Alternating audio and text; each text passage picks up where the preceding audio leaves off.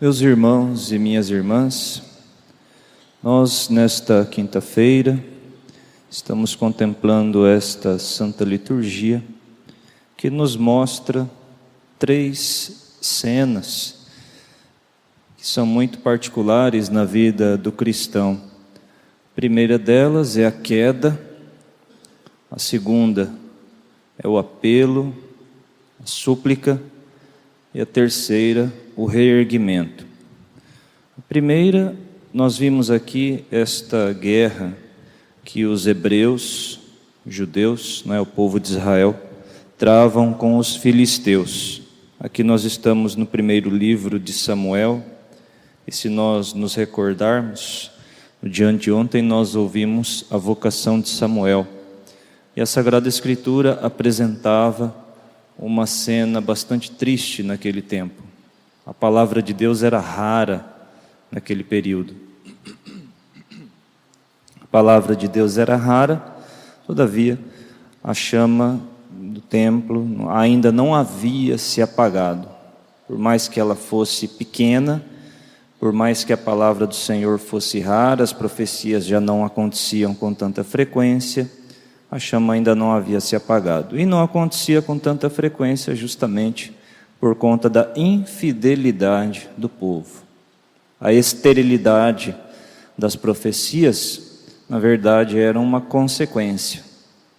Deus estava, ou melhor, o povo estava distante de Deus, logo não conseguia escutá-lo. Lógica. Estava distante, não o escutava. Por isso as profecias haviam quase desaparecido. Por isso que o povo já não mais sabia qual era a vontade de Deus, não sabia para onde deveria caminhar, estava sucumbindo, estava perdido. E a consequência aparece aqui nesse trecho. Quando os filisteus se colocam em ordem de batalha, reuniram-se para fazer guerra a Israel, e Israel não consegue resistir. No primeiro momento, eles perdem 4.000 homens. Depois, então, eles decidem apelar a Deus. Nós perdemos, isso era algo impressionante. Israel não estava acostumado com a derrota, principalmente porque Deus é que lutava a seu favor. No entanto, lutava a favor de Israel, enquanto Israel se permanecia fiel, enquanto Israel estava fiel à aliança, por isso lutava a seu favor. Aqui não estava fiel à aliança. Eles perdem no primeiro momento 4.000 homens, então eles decidem apelar a Deus. Vamos buscar a aliança, a arca da aliança, o Senhor estará conosco, venceremos. Ou seja, agora foram pegos pela arrogância, como se Deus fosse apenas um instrumento para atingir os seus objetivos. Deus deixou de ser Deus para eles. Não é Deus, não é aquele do qual eu dependo, do qual toda a minha vida depende. É apenas um meio para eu alcançar o meu objetivo material, que neste momento é vencer a batalha. Pegaram a arca da aliança, colocaram no meio do exército, foram tomados por uma alegria tremenda, inclusive alegria esta que assustou os filisteus e os fez duvidar por um momento de sua vitória. No entanto, quando os filisteus se reergueram, não, vamos lá, desse mesmo jeito. Israel foi derrotada da pior forma possível. E não somente, se fosse apenas a derrota, eles ainda conseguiriam se reerguer, mas mais do que isso, os filisteus conseguiram raptar a arca da aliança. E isso para os israelitas não era um rapto simplesmente. Ou seja, Deus os havia abandonado por vontade própria e utilizou os filisteus para fazer isso. Era dessa forma que eles interpretavam. Não foram os filisteus que roubaram a arca. Deus permitiu que os filisteus roubassem a arca. Deus quis sair da nossa presença. Deus quis nos abandonar. Por causa do quê? Por conta de quê? O motivo é a nossa infidelidade, não há outro motivo. Era a infidelidade. A palavra de Deus estava rara, o povo havia se afastado. Então aqui nós temos a queda, nós temos um momento de tristeza, nós temos a depressão, nós temos o pecado. Quando um ser humano se afasta de Deus, ele tomba. Não existe possibilidade de permanecer em pé se está distante de Deus. Tomba, cai. E se a pessoa se deixa levar pela arrogância da autossuficiência, ela é ainda mais humilhada, como aconteceu aqui com os israelitas quando estavam em guerra com os filisteus. Segundo momento, então aqui a segunda imagem que se nos apresenta é justamente o Salmo. E o salmista, ele escreveu esse texto justamente num momento de tristeza, por assim dizer, pós-pecado, num momento de queda, num momento de humilhação. Porém, agora nos deixastes e humilhastes, já não saís com nossas tropas para a guerra. Os adversários nos pilharam à vontade, de nós fizestes o escárnio dos vizinhos, zombaria e gozação dos que nos cercam.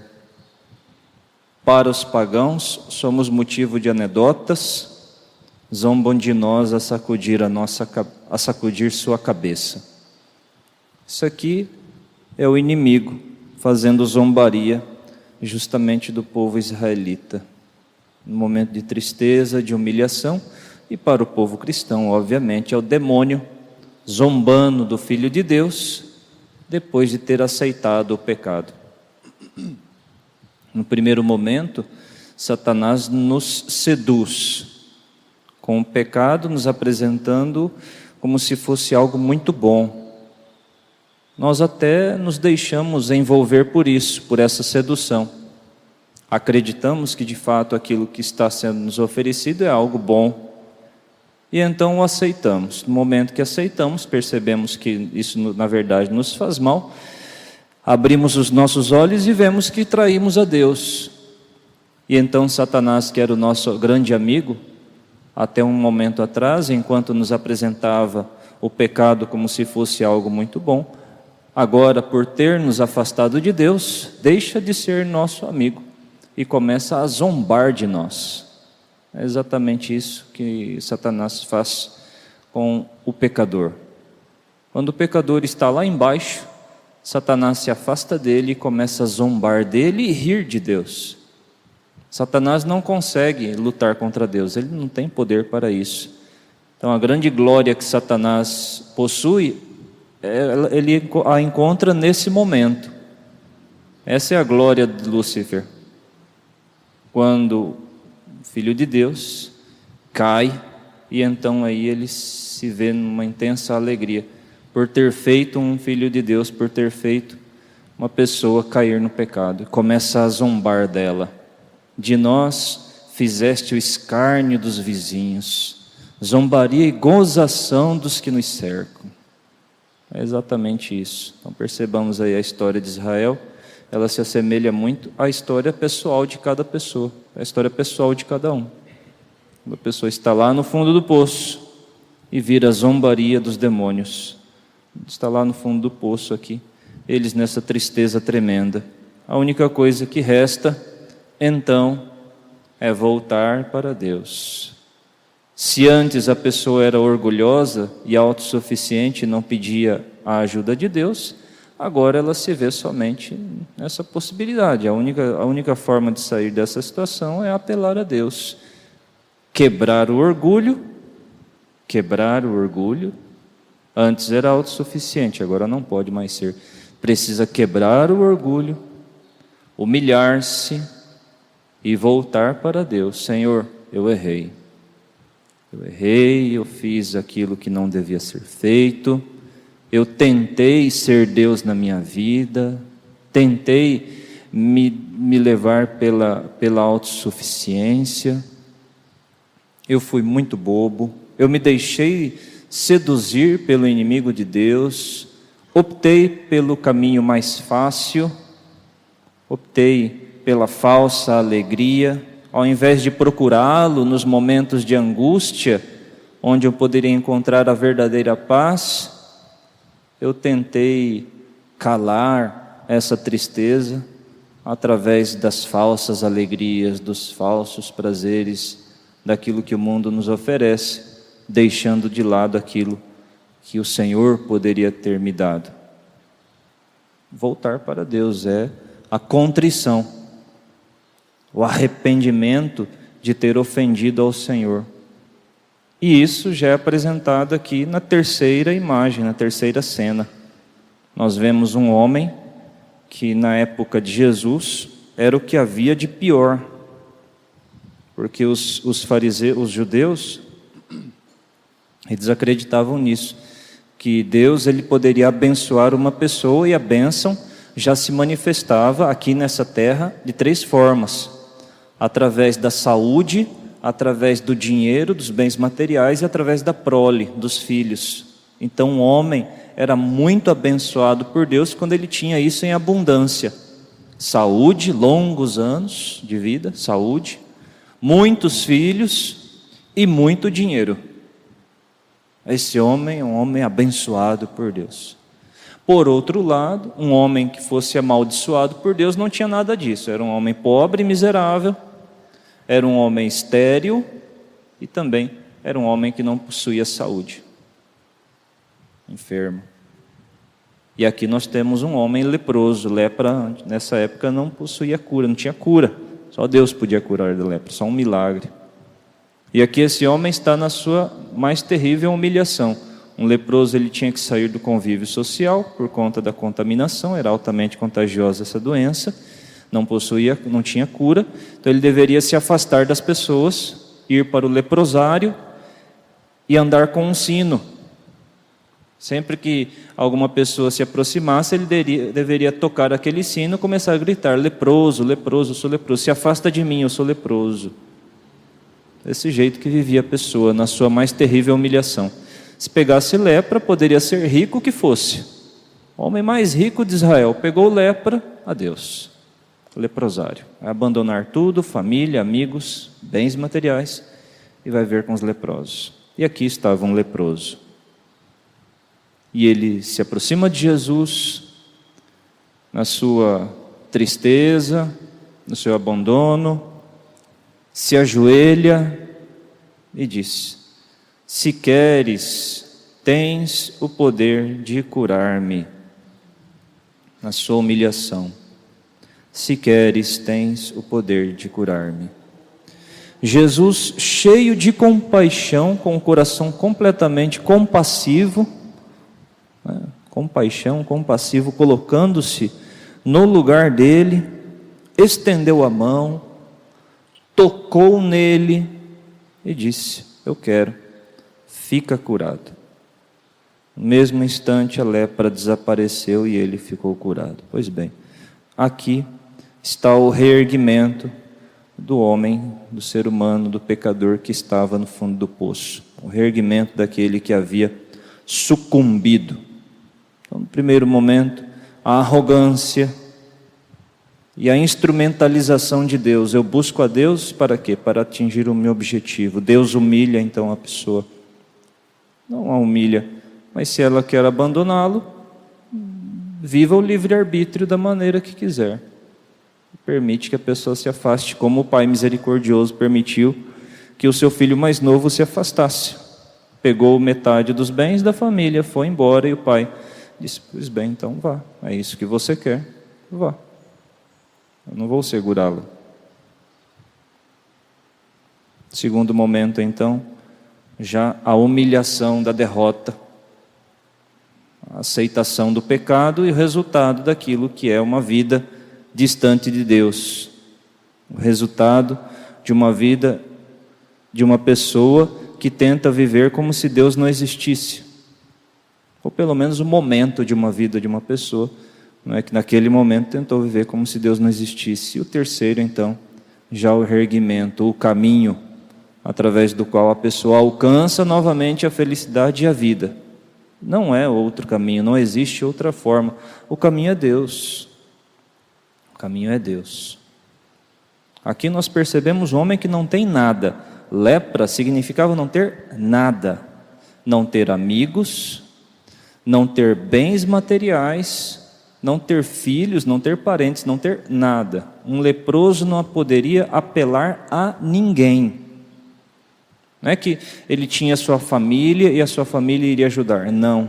Um leproso não tinha família. Quando alguém pegava lepra, ele era arrancado da proximidade de todos os seus. Se tivesse pais e filhos, pois bem, se afastaria de todos. Ele não tinha nada a não ser Deus. Ou seja, foi para a sua condição original. Nós, na verdade, não temos nada. Nós nos iludimos achando que temos algum tipo de poder por causa dos nossos bens, por causa do fruto do nosso trabalho, por causa das amizades que nós possuímos, por causa daquilo que nós podemos conquistar. Mas, na verdade, a nossa verdade é essa. Sem Deus, nós não somos nada. Se não temos Deus, nós não temos absolutamente nada. Todas as coisas passam.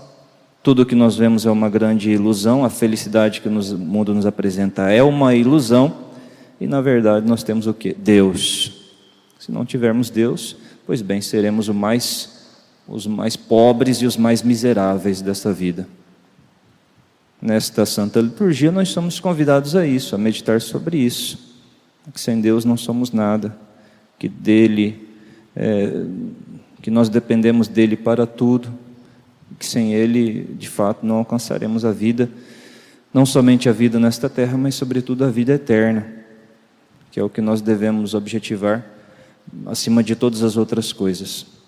Pensamos então, meus irmãos e minhas irmãs, se nós nos encontramos em alguma dessas três cenas, não é? Tanto no orgulho da autossuficiência, ou então no fundo do poço, como o salmista aqui está apresentando, ou então como este leproso, que nós consigamos alcançar o caminho de volta, né? Encontrar o caminho de volta, que é Deus.